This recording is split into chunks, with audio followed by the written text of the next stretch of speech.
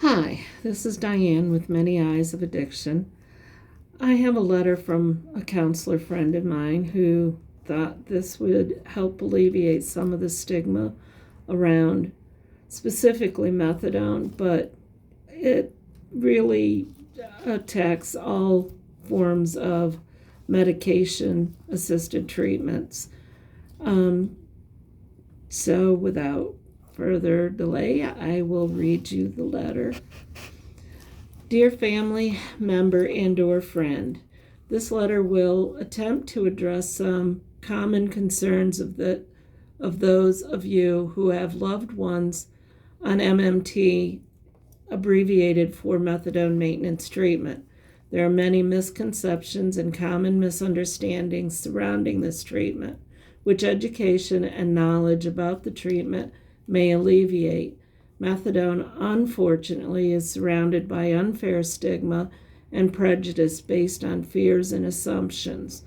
Not science and medicine. Family members quite naturally are concerned about their loved ones' health and future and want the best for them. And they may have heard some things about MMT that cause them alarm. One of the most commonly voiced concerns is that MMT is just trading one addiction for another. Many feel that the only way to truly recover from addiction is to abstain from all mood-altering substances. At one time, this was thought by most to be true.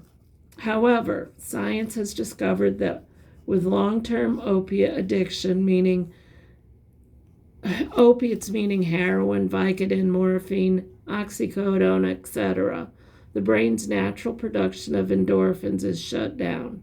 Endorphins are the chemicals we all have that enable us to feel pleasure and happiness.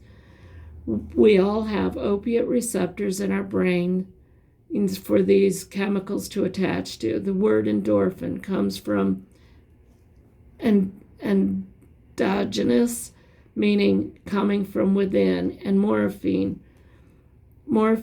from within. These chemicals are released when we eat delicious food, we make love, enjoy a beautiful sunset, exercise as with a runner's high, or even when we are injured as natural painkillers. Without this natural chemical, life can be very difficult and painful. When we flood our systems with the exogenous or outside opiates, our bodies recognize that we have plenty on board and cease to manufacture our own natural endorphins. This results in the patient feeling extremely ill when withdrawing from opiates. They experience depression, irritability, exhaustion, anger, sleeplessness, hopelessness, etc. This happens to all opiate abusers when they cease taking opiates and is to be expected.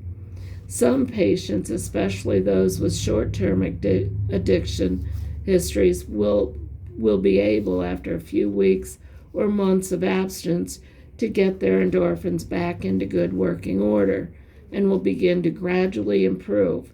However, for many, the damage is permanent. This has been demonstrated in many scientific studies involving CAT scans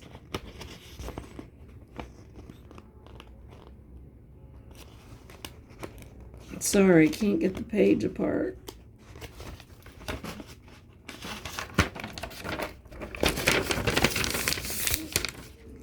CAT scans of the addicted brain. For those patients, no amount of abstinence, group therapy, meetings, willpower, or good intentions will undo the fact that their brain simply will no longer produce the endorphins in sufficient quantity to enable them to live a normal, happy life. This is in fact very similar to the way diabetics require supplemental insulin because their pancreas no longer manufactures insulin. In addition, there are some patients who never had a normal functioning endorphin system, who have struggled since birth with crippling depression, and who became addicts in an effort to relieve their constant emotional and mental misery. For them, too, abstinence recovery works poorly or not at all. This is where MMT comes in. Methadone is a synthetic or man-made opioid drug used to treat pain and addiction. It has some useful properties that make it well suited to the addiction treatment. It is a long-acting drug, remaining active in the tissues for up to 72 hours after ingestion. It does not cause the high or euphoria caused by other short-acting opiates because it is taken up gradually by the brain, not suddenly and sharply. In fact, many overdoses involving this drug are due to people seeking the high they have come to expect with other opiates and not getting it, so they take more and more. A stable methadone patient who is not mixing the medication with any other drugs, particularly benzos, which can sometimes be a very dangerous mixture, and who is on a medically appropriate dose, will not be high or sedated. These patients are able to work, operate a motor vehicle, care for children, and do anything else a normal person can do. Their minds are not clouded. Some of these rumors may have come from observing patients who are abusing other drugs or taking more than prescribed. Methadone, properly administered and taken, balances the chemicals in the brain so that the patient feels normal. Unfortunately, standard antidepressants generally do not work well for those with dysfunctional endorphin systems because they target the serotonin, not the endorphins. Methadone is also unique in that it does not attach to all the opiate receptors in the brain, leaving some open to encourage production of natural endorphins if possible. This may contribute to the healing of the addicted brain. Methadone is commonly referred to as a replacement or substitution therapy, and most think that this means as a replacement, or that this means replacing the heroin or etc. that the patient was abusing, when in fact it is replacing the natural endorphins no longer being manufactured by the patient's brain. In the same way, a synthetic insulin substitutes for that not being made by the diabetic's own organs. Methadone treatment enables a patient to return to normal, productive, law-abiding life in great many cases. And even when the patient continues abusing other drugs, it may lower their chances of contracting a disease by reducing their drug use, enables them to see a medical professional for assistance in referrals on a daily basis. However, for many, not all, MMT patients, long-term therapy, even lifelong, may be needed to maintain recovery. Addiction is a chronic, incurable disease.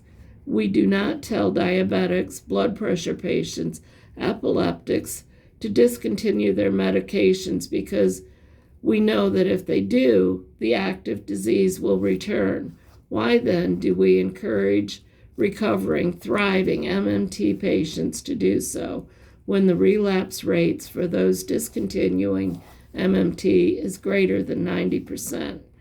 Methadone is the most effective modality of treatment for the opioid addiction available today, far more effective than traditional rehabs and 12-step groups alone. By no means is it the treatment of choice for every opiate addict. However, if abstinence methods have failed many times over, there is little point continuing to try the same thing expecting different results this time. Most experts recommend that a patient remain in MMT a minimum of 3 years after they cease illicit use. At that time, if and only if the patient themselves wishes to begin a taper program, one can be attempted. Tapering must be done on a slow and gradual basis, no more than 10% of the dose every 2 weeks to a month. If the person begins experiencing severe cravings or withdrawal, they should stop and return to an adequate dose until the symptoms subside. If the person relapses, this should not be seen as failure or weakness, but only as evidence that they may require ongoing therapy to control their symptoms. Family support is essential to the patient's successful recovery on MMT, and continued questions of, when are you getting off this stuff? It's such a crutch, etc., undermine the treatment efforts and sabotage recovery, leaving the patient feeling confused, sad, frustrated, instead of feeling proud and happy at the improvements in their lives.